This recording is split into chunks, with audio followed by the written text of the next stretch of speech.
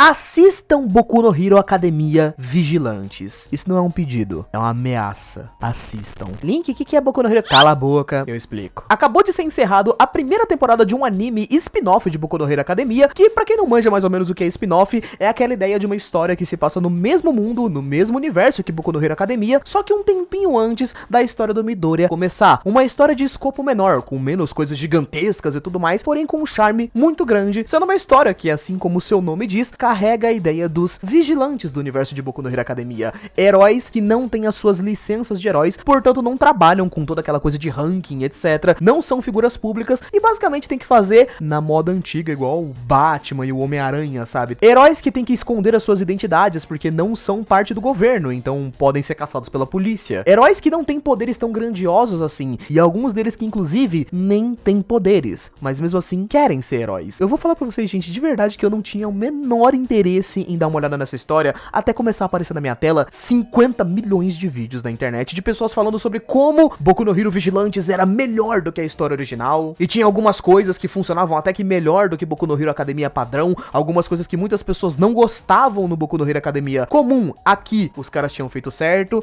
Então, realmente, isso acabou me chamando um pouquinho de atenção pra poder dar uma olhada nessa história, e depois de ter assistido, realmente eu posso dizer que sim, faz sentido que algumas pessoas gostem mais de Vigilantes do que de Boku no Hero Academia comum. Agora, por que exatamente? Eu vou começar falando um pouquinho do rolê da história desse negócio, e eu acho que aí vocês já vão começar a entender bem. Vamos lá então. História. Agora que eu percebi, mano, que eu esqueci de começar a introdução do vídeo, então oi. Eu sou o Link, eu tenho um canal de animes. Enfim, pega alguma coisa pra comer e senta aí. Vem comigo.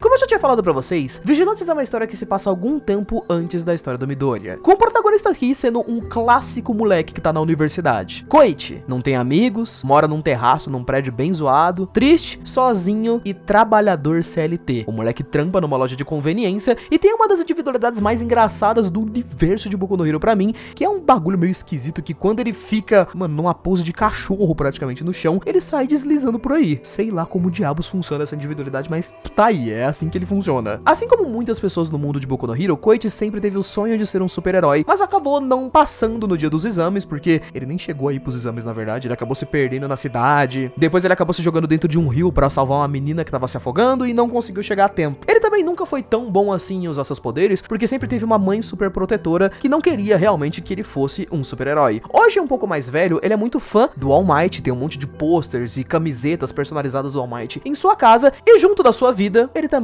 é um vigilante. Como em Boku no Hero Academia nós temos uma sociedade onde super-heróis são os únicos que podem usar os seus poderes pra salvar pessoas, pra poder usar a defesa pessoal e lutarem com poderes, ele por não ter uma licença de herói não poderia fazer isso, sendo forçado a esconder sua identidade pra poder trabalhar ali de forma menor, ajudando pessoas, sabe, quase como o Homem-Aranha, amigão da vizinhança, ajuda a velhinha a atravessar a rua, resolve alguns problemas menores, uns marginais da cidade, um pessoal causando problema aqui e ali. A história possui 3 protagonistas, todos eles são igualmente muito bonitinhos, sendo que a protagonista feminina da história é a Pop, que é inclusive aquela menininha que foi salva pelo Koichi. Agora um pouco mais velha ela aparece, eles se tornam amigos e ela começa a ajudar. Ela tem a individualidade de dar uns saltos aqui e ali, e é muito carismática, o cabelo dela é mó bonitinho inclusive. E o Knuckster, que o Koichi chama ele carinhosamente de mestre, que também é como eu chamo ele, porque eu não sei falar o nome dele de jeito que não sou idiota. Então, mestre. Esse personagem aqui é a coisa mais equivalente ao Shed absoluto no universo de Boku no Hero. Por quê? Porque o mestre é o que as pessoas sempre quiseram que o Midoriya fosse. Ele não tem individualidade. E isso não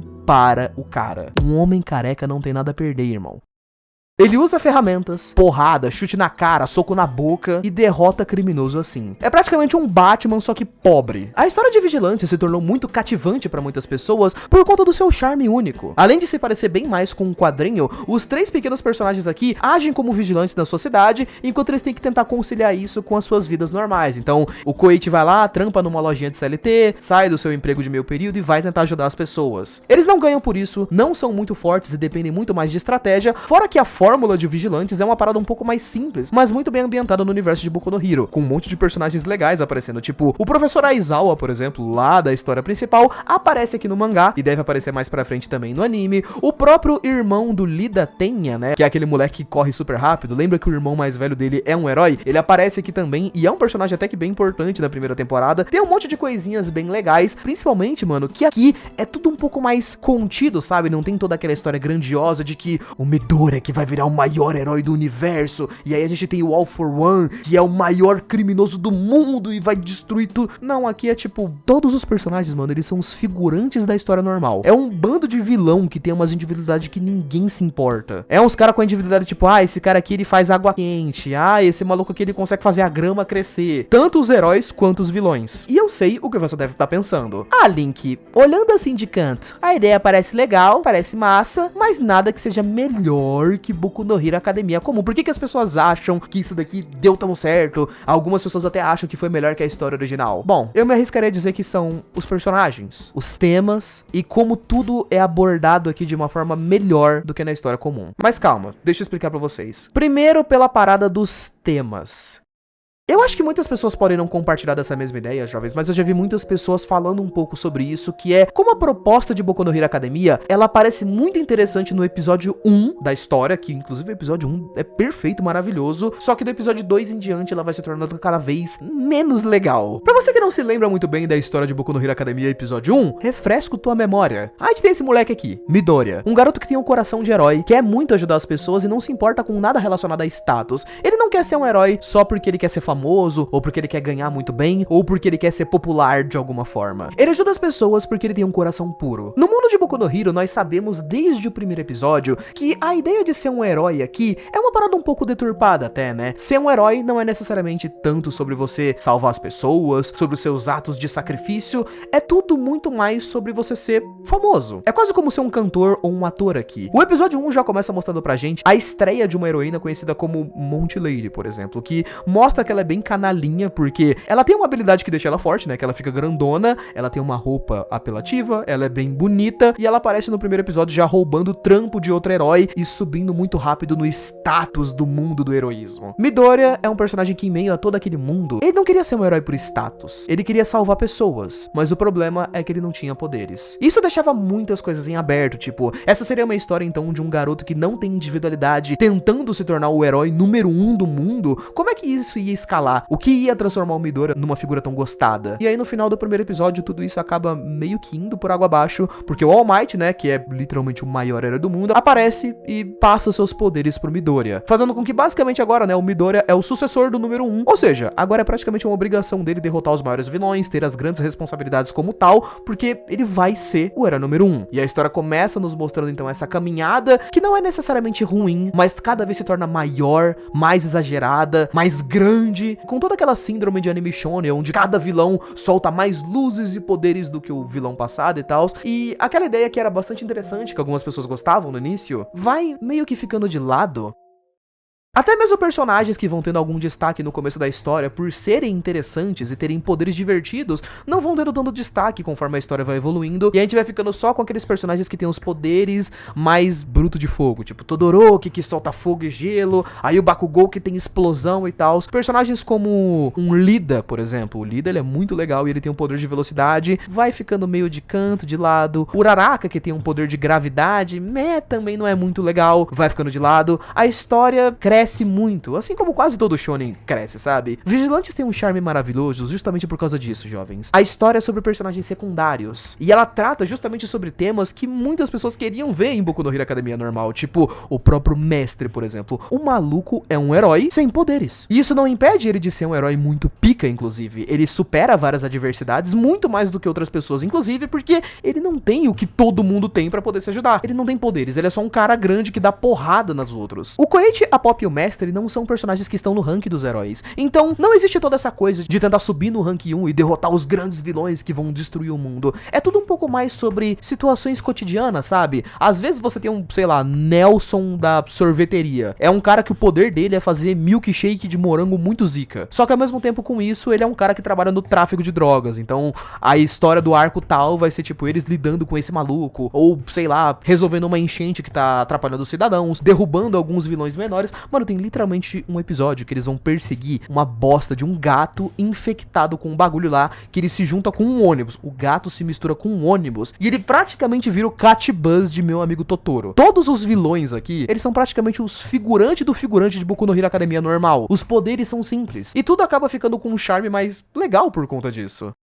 Eu acho que eu não preciso dizer pra vocês que eu já fiz 1 milhão de vídeos sobre o Boku no Hero Academia aqui no meu canal. E, mano, sendo muito sincero, depois de ter visto muitos anime shonen, eu sou muito fã de lutas e poderes que são usados de forma criativa ao invés de personagens ultra poderosos. Eu gostava muito mais do Midoriya, por exemplo, quando ele só conseguia usar um pouco do One for All, quando ele tinha que instalar lá o dedo dele e aí já quebrava o dedo e tal, do que de fato quando ele tinha um monte de poderes diferentes e aí ele basicamente consegue fazer tudo porque ele tem uma porrada de poder. Eu não gosto do All for One, por exemplo, que é o vilão principal de Boku no Hero, porque eu acho ele só chato. O famoso vilão overpower que consegue voar, cospe raio laser, cospe fogo, ele joga meteoro, ele tem regeneração, mas mesmo assim as lutas dele não são tão incríveis. Eu acho muito mais legal a ideia do cara que, tipo, sabe, joga milkshake, tem um poder básico, só que é muito interessante. Vilões como, por exemplo, o Sten, o assassino de heróis lá do Boku no Hero clássico, por exemplo. O poder do cara era só travar uma pessoa quando ele dá um corte e lambe o sangue dela. E mesmo assim é um dos vilões mais marcantes da história. Poderes simples, mas criativos. Às vezes, né, menos é mais. E isso também entra no quesito dos personagens, que pra mim, cara, foi o que mais acabou me chamando a atenção aqui. Eu sou um grande defensor, jovens, da ideia do menos é mais, principalmente pra histórias como Boku no Hero, que tem uma porrada de personagem, principalmente entre o grupo principal, né, onde meio que todos os personagens ali da sala da 1A deveriam ser pseudo-protagonistas, só que, né, não exatamente. Eu lembro que quando eu assisti Boku no Hero Academia pela primeira vez, eu fiquei apaixonado na ideia da história, principalmente em como a primeira temporada apresentava um trio ali, né? Praticamente todo mangá shonen hoje em dia sempre tem aquele trio dos protagonistas que tem 2 moleques e uma menina. Isso meio que veio de Naruto, né? Naruto, depois passou pra Boku no Hero, Jujutsu Kaisen, entre várias outras histórias por aí. Mas, mano, eu gostei muito de como na primeira temporada de Boku no Hero Academia, as 2 primeiras amizades que o Midoriya fazia na escola eram o Lida e a Uraraka. Isso até se mantém um pouco na segunda temporada, por sinal, e eu gostava muito desse grupo por ser diferente. Eles tinham uma dinâmica bastante legal juntos. A Uraraka era uma personagem bastante presente, que em shonen aí, mulher em shonen presente pra mim, já tava promissor o bagulho. Claro que a gente ignora o fato de que o criador simplesmente cagou pra Uraraka depois, mas no começo da história ela até que aparece bastante.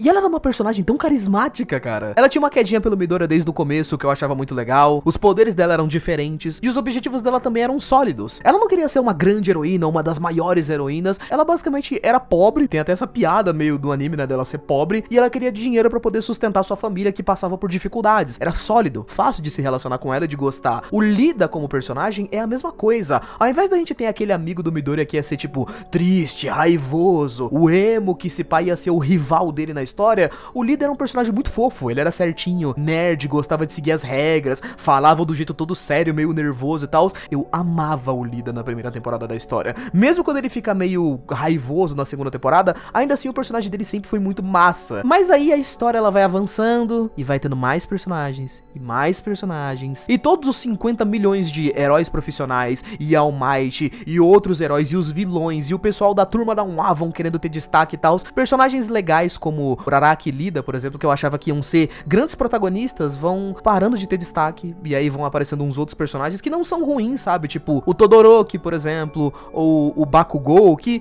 legal, eles existem, eles são personagens bacanas, eu até gosto bastante do Bakugou, mas, como eu disse, às vezes menos é mais, sabe? Tem uns 3 ou 4 personagens ali que estão sempre aparecendo, mas que realmente tem uma dinâmica legal, sempre fazem parte da história, é especial. A história de Vigilantes me chama bastante atenção, cara, porque tanto o Quate, o Mestre e a Pop, eles vão virando amigos, e a história realmente trabalha bastante isso, sabe? Tipo, você tem episódios que é só pra trabalhar a amizade deles, a comédia dos personagens, os objetivos deles, a forma como eles lutam, e alguns episódios até pra trabalhar as tramas e os problemas internos desses personagens. E eu acho que nesses quesitos é crucial trabalhar bastante esses personagens. Eu não sei o quão fanboy isso soa, porque eu só pareço um velho reclamando, mas eu juro pra vocês, eu nunca superei, nunca superei o fato de Boku no Hero não ter sido sobre Midoriya, Uraraka e Lida. Eu não sei porquê, mas eu tinha gostado tanto da ideia. Um moleque certinho de óculos, o Midoriya que era super nerd, fã de heróis, e a Uraraka que queria só ganhar uma grana e tirar a família dela da pobreza. Eu tinha comprado totalmente essa ideia desde o primeiro episódio. Quando começou a ser sobre os caras que queriam ser os mais fortes de todos e tals, pra poder salvar o mundo, eu comprei menos, não vou mentir. E eu acho, jovens, inclusive, que isso cria um charme maravilhoso pra vigilantes. Não é só sobre a parada de ser heróis menores e com situações menores, sabe? Eu acho que é até sobre uma questão de criatividade e detalhes. Personagens com menos poderes têm que montar mais estratégias pra poderem fazer coisas simples. Eu acho que isso pega bastante pra vigilantes. Assim como até pontos que muitas pessoas gostam bastante de super-heróis mesmo, sabe? Tipo, a parada da identidade secreta, por exemplo, que eu lembro que mesmo depois de ter assistido Boku no Hero, gente, vocês também já pensaram nisso, que não faz muito sentido os personagens não terem identidade secreta? Tipo, o All Might não usa uma máscara, por exemplo, ele só sai por aí com a cara dele exposta, e a maioria dos heróis fazem isso, inclusive. Que, pasmem, não é meio engraçado a gente pensar nessa situação? Tipo, se você é um super-herói muito popular, muito famoso, o que impede de um vilão te encontrar no meio da rua e tentar te atacar, ou então, sabe, encontrar uma pessoa que você gosta, tipo seu filho ou sua esposa, e tentar atacar ela quando tá desprotegida porque você não usa uma identidade secreta? Qual foi? O Endeavor é o segundo maior herói do Japão. Você vai me dizer que essa máscara aqui tá tampando alguma coisa? Não tá, né? Mas enfim, gente, acho que é isso. Eu gostei bastante da primeira temporada de Vigilantes, espero que a segunda temporada seja boa também. Realmente, até agora pra mim, foi uma experiência bem diferente, e pelo universo de Boku no Hero Academia, mano, não vou mentir, eu gostei da premissa, eu gostei mais. Me tirou um pouco do amargo da minha boca, que tava desde 2018, quando a história de Boku no Hero deixou de ser sobre o que ela era lá no comecinho e começou a evoluir não tão bem assim, na minha visão. Enfim, e você que tá assistindo aqui, concorda comigo? Discorda? Bom, não esquece de colocar aqui nos comentários, beleza? Muito obrigado por ter assistido até aqui. Beijo, abraço, falou, falei, até mais.